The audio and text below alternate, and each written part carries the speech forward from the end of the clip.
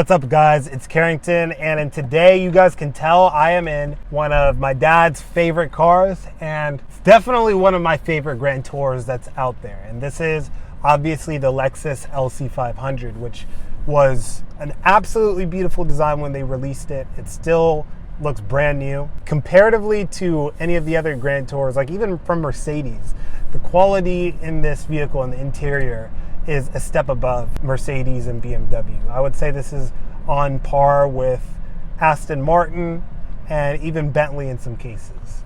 Now, setting off, let's just get the basic specs out the way. This is a naturally aspirated V8. It has the F V8, like the V8 from the RCF, ISF, and things like that, making just under 500 horsepower and probably about 390 pounds-feet of torque.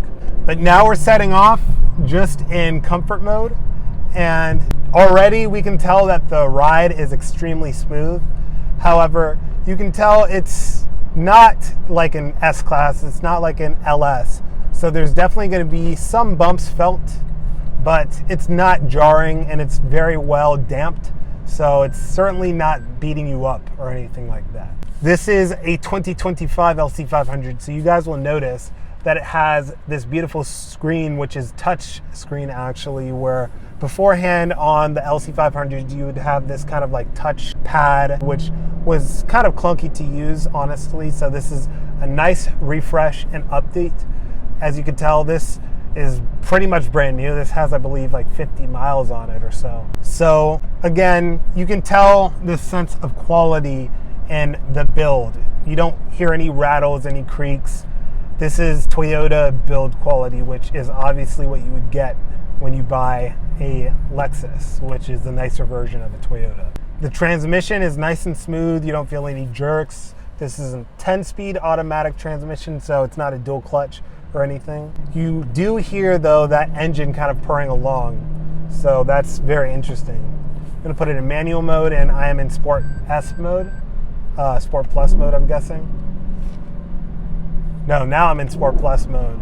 And listen to those downshifts, how keen those downshifts are and how they rev match. From an automatic transmission, this is one of the best downshifting cars that I've ever been in.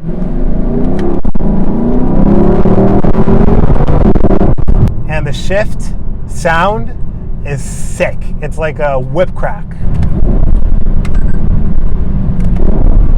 Only thing is, in first gear, it definitely will limit you in how you can downshift. But otherwise, this transmission is one of the star points, even compared to the engine, which is already amazing, because you don't really get that many naturally aspirated V8s in luxury cars. Of course, you'll get it in like a Mustang or Corvette, but those are different types of vehicles. Talking about this car specifically, this has an amazing blue metallic flake paint to it. I think can't remember exactly the name of it, maybe Flare Blue or something like that. But this interior color combination is absolutely amazing. We have like this blue, almost like an indigo colored leather up top, mixed with this kind of oyster or cream colored leather as well. And where it's cream leather, like right here, you get blue contrasted stitching. And where there is blue leather, you get cream or white contrasted stitching, as you guys can tell. So really, really nice touches, and you don't feel any like cheap plastics here. Obviously, like you'll have plastics on the button, but it does not feel cheap, especially compared to other products like specifically Mercedes and BMW of today. So again, setting off now in a little bit more of a curvier road environment. So we'll be able to test the handling of this. One of the things you guys will definitely notice is the power delivery is very naturally aspirated. So this is definitely not going to be as fast feeling as the forced induction rivals. However, the feel and the sound of the engine itself is so much superior than things like a BMW M8, where the M8 is going to be blowing this out of the water in speed. The sound is so much better.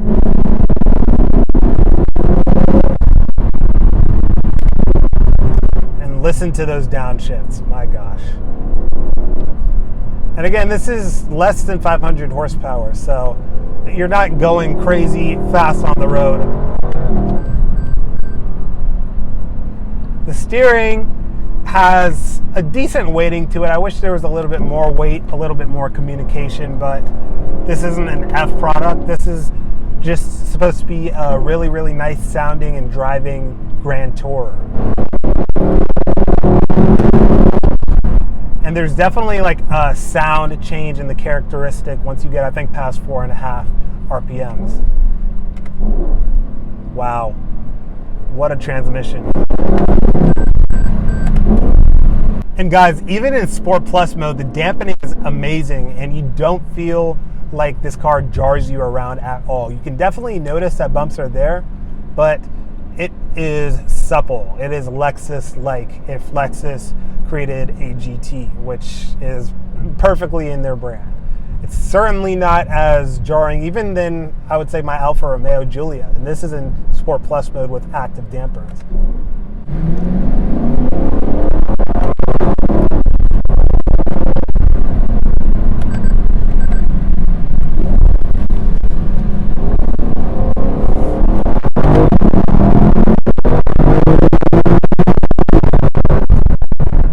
I love the fact that you can, again, bounce it off the rev limiter and you're not going super fast at all. That was like 63.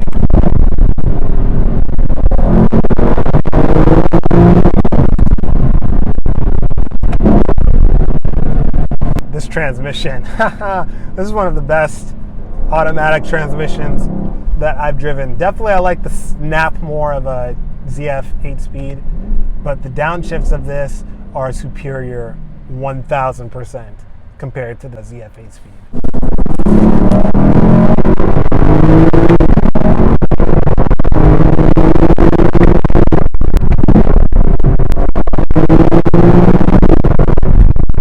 And again, that's just barely over 60, guys. So you can enjoy this car without going crazy fast.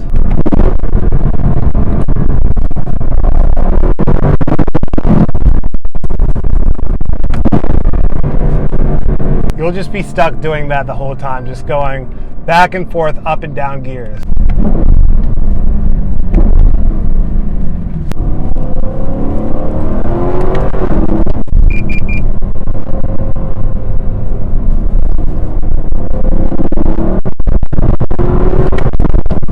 Such wonderful, naturally aspirated power. Very linear, easy to control.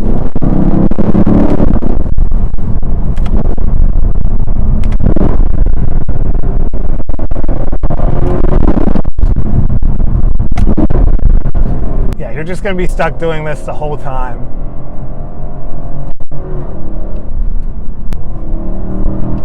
This is such a fun car.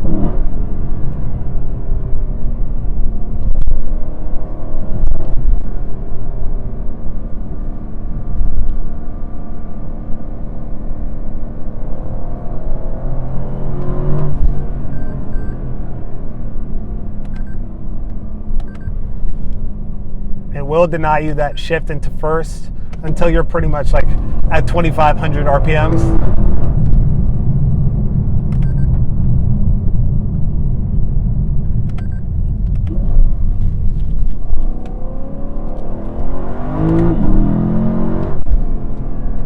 Again, perfectly linear and usable power on the road.